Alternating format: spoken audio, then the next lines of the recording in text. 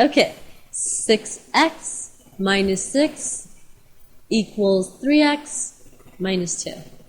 Okay, now you have subtraction on both sides and multiplication on both sides. Which one do we undo first?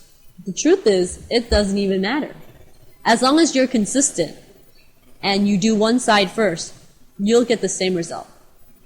So let's follow the rules. Shall I undo subtraction or multiplication first? Because when we're doing equations, we always undo PEMDAS. Subtraction always comes last. So here, it becomes undone first. So I'm going to add 2 to both sides. Now remember, the importance here is signs, right? And also to be careful to undo operations, okay? So, okay, negative 6, remember the sign is to the left of the 6, right? Is going to be combined with positive 2. What are we going to get?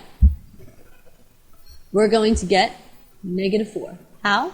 Because negative 6, right? The absolute value of negative 6 is positive 6, and positive 6 is much bigger a distance than positive 2. Okay, so that gets the sign, so it becomes negative. Bring down the 6x. Right? Now you have 6x on one side, and you have 3x on the right-hand side.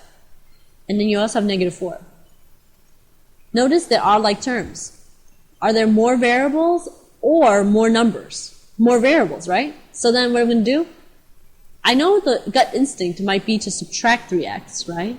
Because 3 is smaller than 6, right? But actually, I'm thinking I want to subtract the 6x. Why? Because if I subtract the 3x on this side, right, I'm going to get a 0 here, and I don't want a 0 here. Instead, I want to get a smaller number of x's and a constant on the left-hand side. So what I'm going to do is I'm going to subtract 6x. So then my positive 6x and negative 6x cancel. I'm left with, what am I left with? Not 4, but negative 4 equals 3x minus xx. That's negative 3x. Notice I have a constant here and equal to a variable.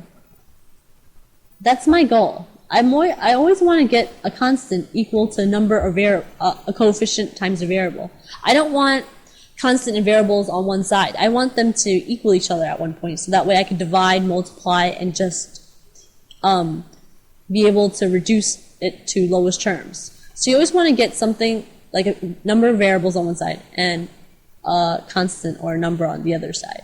So now you have negative 3x equals negative 4. So what I'm going to do is, remember when numbers are being multiplied, there's imaginary multiplication sign. So undoing multiplication, we're going to use division.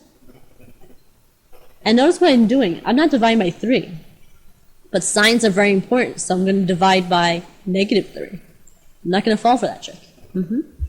X equals negative 4 divided by negative 3. And we all know that negative divided by negative is a positive. So positive 4/3 is our answer. And we'll just write it over another time where x is on the left-hand side. So it looks better to say. Because they're through commutative property, it's the same thing.